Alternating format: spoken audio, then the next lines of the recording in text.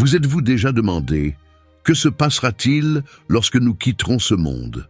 Chaque jour sur la planète, environ 150 000 personnes mettent fin au voyage de leur vie. Un nombre énorme, mais cela nous rappelle quelque chose d'inévitable. Vous, moi, nous tous, un jour, rejoindrons également ce flux.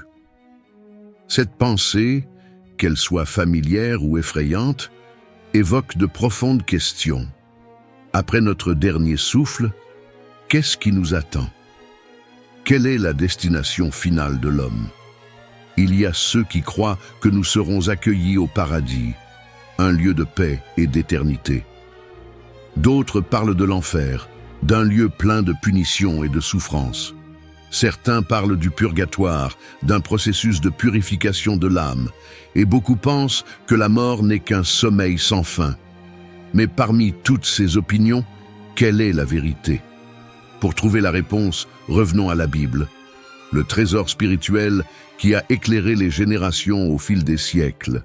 La Bible n'est pas seulement un livre, mais aussi une invitation à réfléchir, à explorer et à trouver le véritable sens de la vie et de la mort. Avant de commencer ce voyage, je vous invite à cliquer sur s'abonner et à activer la cloche de notification pour nous accompagner dans le prochain contenu. Ce que vous découvrirez pourrait changer votre façon de voir la vie et l'éternité. Maintenant, rejoignez-moi pour ouvrir les pages de la Bible pour trouver des réponses sur la destinée ultime de l'homme. Es-tu prêt? La première chose que vous devez savoir est que, dans notre foi chrétienne, nous ne devons pas craindre la mort. Au contraire, c'est quelque chose que nous pouvons affronter avec joie. Alors que nous quittons ce monde imparfait, l'union avec le Christ nous attend au paradis, un lieu où la douleur, les larmes et la tristesse n'ont pas leur place. Paul le dit avec éloquence dans Philippiens 1:21, « Car Christ est pour moi la vie, et mourir est un gain. » De même, dans 2 Corinthiens 5:8, il déclare « Oui, nous sommes de bonne humeur, et nous préférons être absents du corps et présents avec le Seigneur. » Notre véritable demeure n'est pas ce monde éphémère et faillible. Nous appartenons ensemble au Seigneur, et c'est une espérance que nous embrassons avec ferveur. Examinons maintenant ce qui se passe au moment précis de notre mort. Il existe une école de pensée parmi certains croyants qui suggère que lorsque nous mourrons, nous entrons dans un sommeil profond et inconscient, en attendant la seconde venue du Christ. Cette théorie est connue sous le nom de doctrine du sommeil de l'âme. Cependant, cette croyance n'est pas largement acceptée et a été promue principalement pendant la Réforme par les anabaptistes et par les disciples d'Irvine en Angleterre au XIXe siècle. D'un autre côté, au sein du christianisme catholique, certains fidèles adhèrent à la croyance au purgatoire, lieu de transition où les âmes sont purifiées de leurs péchés avant leur ascension au ciel. Selon cette vision, au moment de notre mort, l'âme est immédiatement unie au Christ, tandis que notre corps repose sur terre, attendant dans le tombeau, jusqu'à la seconde venue du Christ.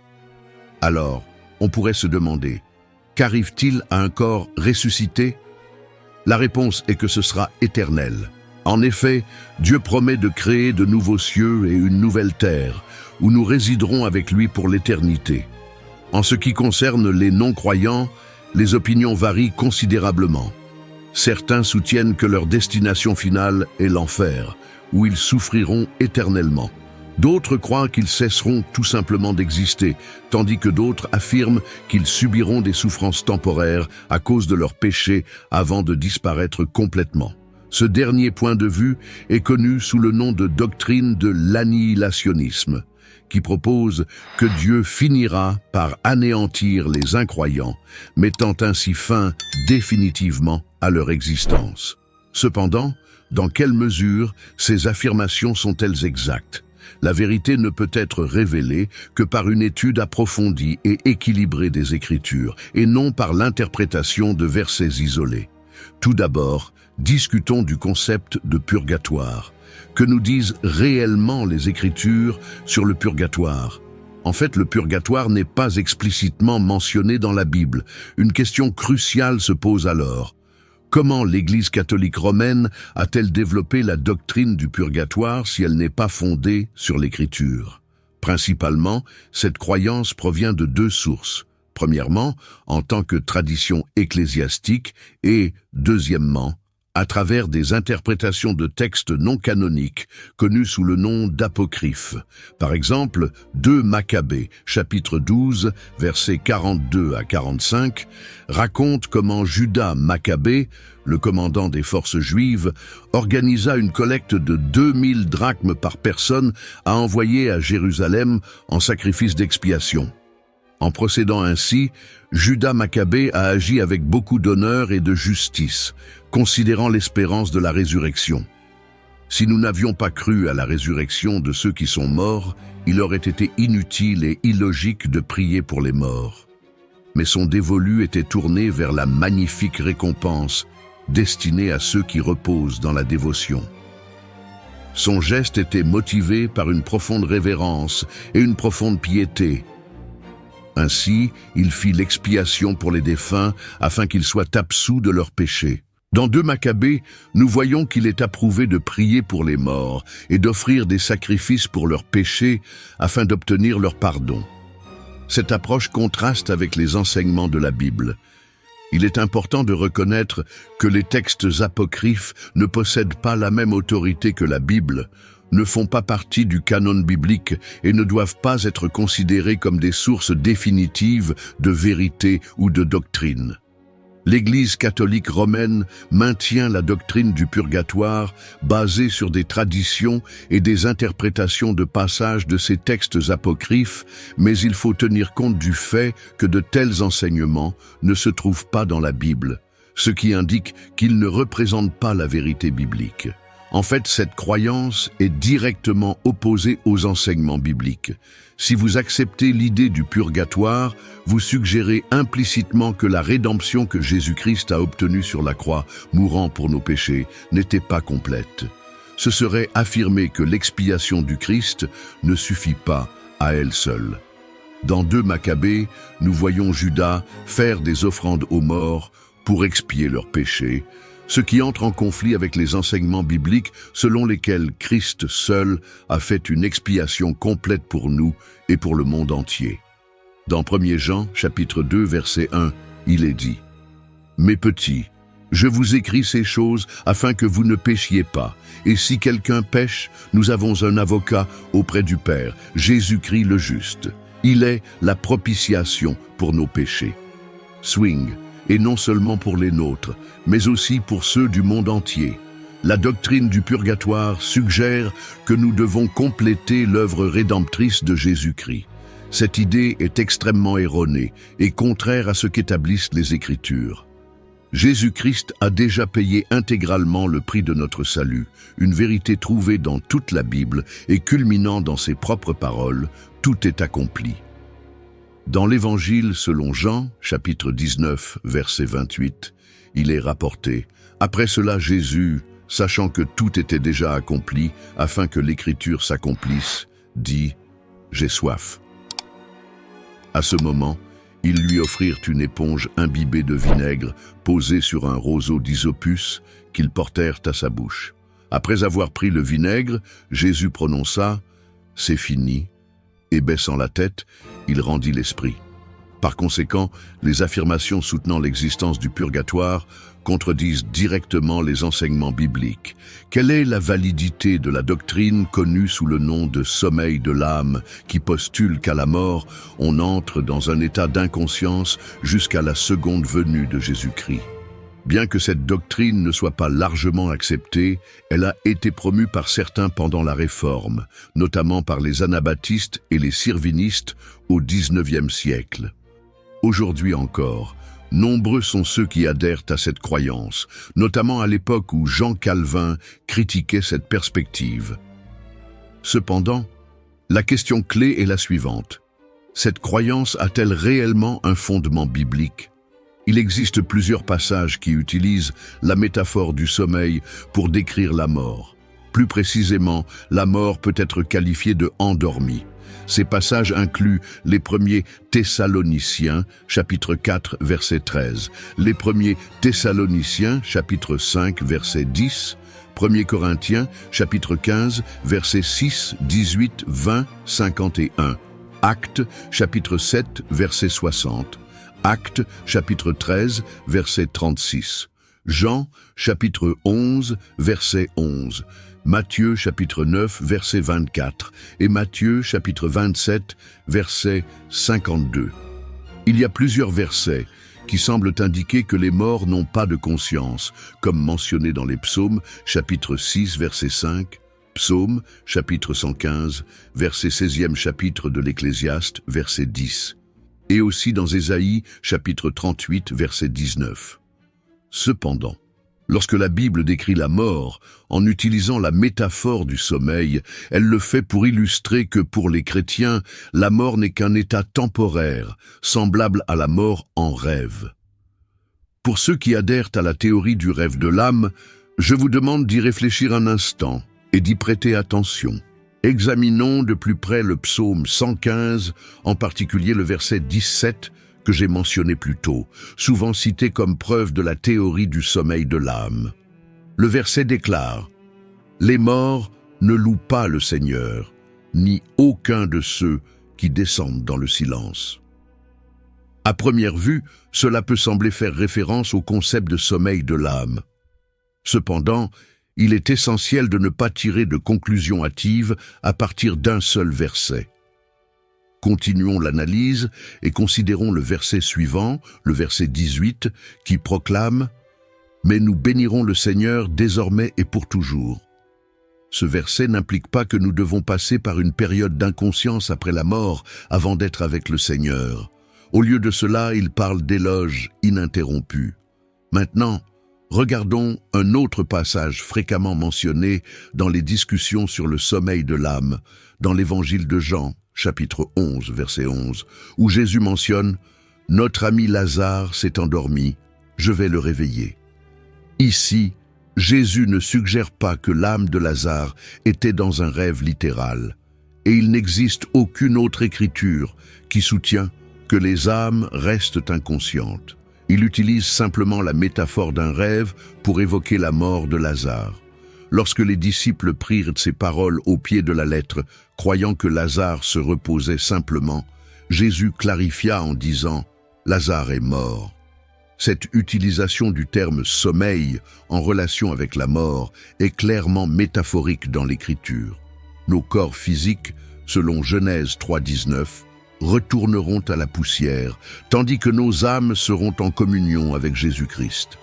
Les Écritures promettent également que nos corps terrestres seront transformés pour ressembler au corps glorieux de Jésus au moment de la résurrection, selon Philippiens 3:20-21. Alors, que se passe-t-il lorsque vous mourrez s'il n'y a pas de purgatoire ou d'état de sommeil de l'âme? La Bible est claire, proposant plusieurs versets qui expliquent ce mystère. Un exemple frappant se trouve dans l'Évangile de Luc, chapitre 23, verset 43, où Jésus promet « Aujourd'hui tu seras avec moi au paradis ». Cette déclaration de Jésus, qui met en valeur le mot « aujourd'hui », souligne que l'union avec lui au paradis est immédiate, excluant la nécessité d'un purgatoire ou d'une période de sommeil de l'âme. Ainsi, à leur mort, les croyants sont instantanément unis au Christ en esprit. Paul aborde également ce sujet dans Philippiens chapitre 1 verset 23. « Je désire m'en aller et être avec Christ, ce qui est bien meilleur. » De toute évidence, Paul ne prévoit pas un intervalle de purgatoire, et son espoir est une union immédiate avec Christ. De même, dans 2 Corinthiens chapitre 5 verset 8, il réaffirme cette conviction en disant « Oui, nous avons confiance et préférons être absents du corps et présents avec le Seigneur. » Ces textes soulignent que pour les croyants, la mort est le passage direct vers la présence du Christ. C'est pourquoi, à la mort, l'âme et l'esprit sont séparés du corps physique, ils ne restent pas inactifs dans la tombe, ni au purgatoire, mais ils sont présents avec le Seigneur au ciel. Cette vérité est renforcée dans la Bible, notamment dans Hébreux chapitre 12, verset 22, qui nous décrit « Mais vous êtes venus sur la montagne de Sion, vers la ville du Dieu vivant, la Jérusalem céleste, vers des myriades d'anges célébrant et à l'assemblée des premiers-nés écrite dans les cieux, à Dieu, le juge de tous, et aux esprits des justes rendus parfaits. Il est donc clair qu'en quittant ce monde, les fidèles sont emmenés vers un lieu de gloire et de communion éternelle avec Dieu. Ainsi, le texte s'adresse aux fidèles qui sont déjà au ciel, et, à la lecture de tout le chapitre, on peut voir que l'adoration de Dieu transcende la simple présence divine. Il s'étend à la compagnie des anges et des esprits des justes déjà perfectionnés. Cela constitue une grande multitude de témoins, et au début du chapitre, cela est déjà mentionné au premier verset. C'est pourquoi nous aussi, entourés d'une si grande nuée de témoins, rejetons tout fardeau et le péché qui nous sont si chers. Nous assiègent et courons avec patience la course qui nous attend. Ce passage met en lumière la communion céleste et l'inspiration que les croyants doivent en tirer. Ainsi, ce passage nous révèle que les êtres célestes sont conscients des événements terrestres et se réjouissent à chaque conversion au Christ, comme le mentionne Luc, chapitre 15, verset 10. Ainsi, je vous le dis, il y a de la joie devant les anges de Dieu, car un pécheur qui se repent. Pensez à la joie que chaque conversion suscite chez les anges. Rappelons-nous que notre séjour dans ce monde est temporaire. Nous ne sommes pas censés rester ici indéfiniment. Considérez les paroles d'Étienne lors de son martyre, rapportées dans Actes, chapitre 7, verset 55. Mais lui, rempli du Saint-Esprit, leva les yeux vers le ciel et vit la gloire de Dieu et Jésus debout à la droite de Dieu, et il dit, « Voici, je vois les cieux ouverts, et le Fils de l'homme debout à la droite de Dieu. » Ce témoignage renforce notre compréhension d'une demeure céleste permanente, en la contrastant avec l'impermanence de notre vie terrestre. Avec un grand bruit, ils se bouchèrent les oreilles et, unanimement, se précipitèrent sur Étienne, l'entraînant hors de la ville pour le lapider. Ce faisant, les témoins déposèrent leurs vêtements aux pieds d'un jeune homme nommé Saül. Pendant la lapidation, Étienne s'est écrié « Seigneur Jésus, reçois mon esprit ». Et s'agenouillant, il a crié fort « Seigneur, ne leur reproche pas ce péché ». Après ces paroles, Esteban mourut. Ce message puissant met en lumière la conviction d'Étienne, qui, rempli du Saint-Esprit, a donné son esprit à Jésus-Christ, alors que son corps restait sur terre. En décrivant Étienne comme endormi, le récit suggère un repos temporaire du corps, puisque son esprit était déjà avec Christ.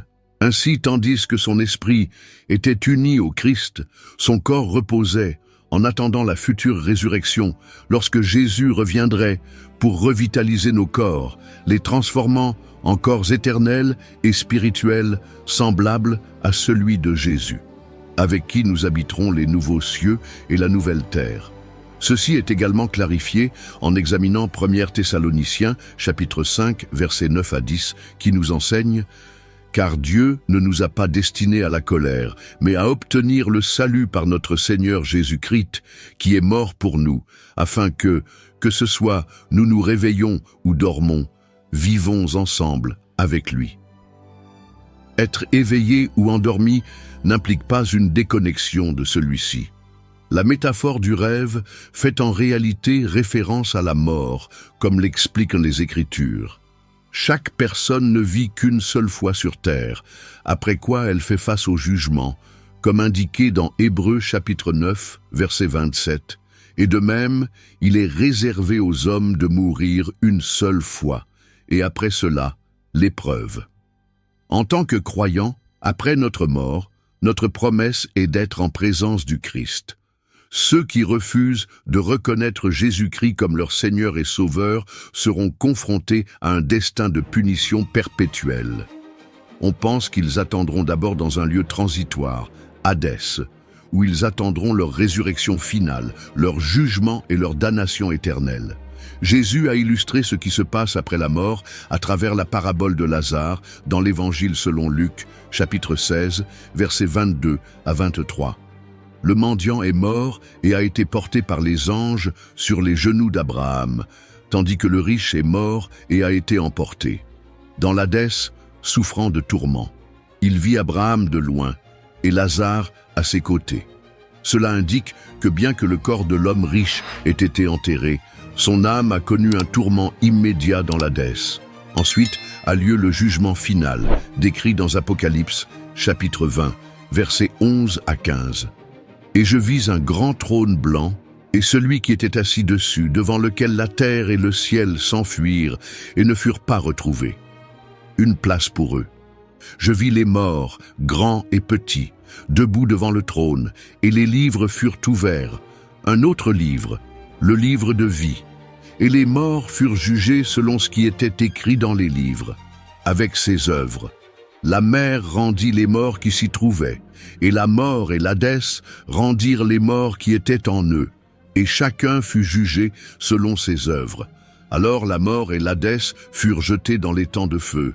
Celui qui n'a pas été trouvé inscrit dans le livre de vie a été jeté dans l'étang de feu. Dans Apocalypse, chapitre 21, versets 1 à 4, une vision pleine d'espoir est décrite. Je vis un nouveau ciel et une nouvelle terre, car le premier ciel et la première terre avaient disparu, et la mer n'était plus. Alors je le regardais, descendit du ciel, envoyé par Dieu, la ville sainte, la nouvelle Jérusalem resplendissante comme une épouse parée pour son mari. Alors j'entendis une voix puissante venant du trône proclamant « Maintenant, la demeure de Dieu est avec le peuple. Les hommes, il vivra avec eux. Ils seront son peuple et Dieu lui-même sera avec eux comme leur Dieu. » Quelle vision glorieuse ce sera! J'aspire ardemment à être témoin et à vivre ce moment. En tant que croyant, vous êtes certain de votre destinée éternelle. Cette certitude non seulement remplit nos cœurs d'espoir et de joie, mais nous oblige également à partager cette vérité transformatrice avec ceux qui ne l'ont pas encore reçue. Nous ne pouvons ignorer la tristesse générée par le fait de savoir que beaucoup refusent d'accepter Jésus-Christ comme leur Seigneur et Sauveur. Cette réalité devrait nous motiver à profiter de chaque instant pour annoncer l'Évangile, révéler la vérité et semer la graine du salut dans les cœurs encore éloignés de Dieu. Le temps est limité et extrêmement précieux. Chaque jour, plus de 150 000 personnes quittent ce monde pour l'éternité. Et Jésus est la seule porte d'entrée vers le royaume de Dieu. Il l'a lui-même déclaré clairement dans Jean 14, 6. « Je suis le chemin, la vérité et la vie. Personne ne vient au Père que par moi. » Également dans Jean 3, 18, il nous avertit. « Celui qui croit en lui n'est pas condamné, mais celui qui ne croit pas a déjà été condamné, parce qu'il n'a pas cru au nom du Fils unique de Dieu. » Jésus est le seul chemin, et le temps n'attend pas. J'ai la pleine certitude de mon salut, et cela me remplit de paix et de confiance. Et toi, pouvez-vous en dire autant? Si vous n'êtes pas sûr de votre destinée éternelle, c'est aujourd'hui le moment de rechercher cette sécurité. Si vous êtes déjà croyant, mais que vous êtes tombé dans le confort d'une foi passive, il est temps de vous réveiller. Jésus ne nous a pas appelés à vivre dans la passivité ou à être spectateurs de son œuvre. Il nous a appelés à être des disciples actifs, à apporter la lumière dans un monde plongé dans les ténèbres et à multiplier les talents qu'il nous a confiés. Il est temps de réfléchir profondément. Que faites-vous des dons et des opportunités que Dieu a placés entre vos mains? Saurez-vous ce jour-là répondre avec joie à la question du Seigneur sur la façon dont vous avez utilisé ce qu'il vous a confié? Pouvez-vous dire avec assurance, « Seigneur, j'ai tout donné, j'ai vécu pour te glorifier et étendre ton royaume. » Si vous n'y parvenez toujours pas, ne vous inquiétez pas. Aujourd'hui, vous avez la possibilité de vous lancer.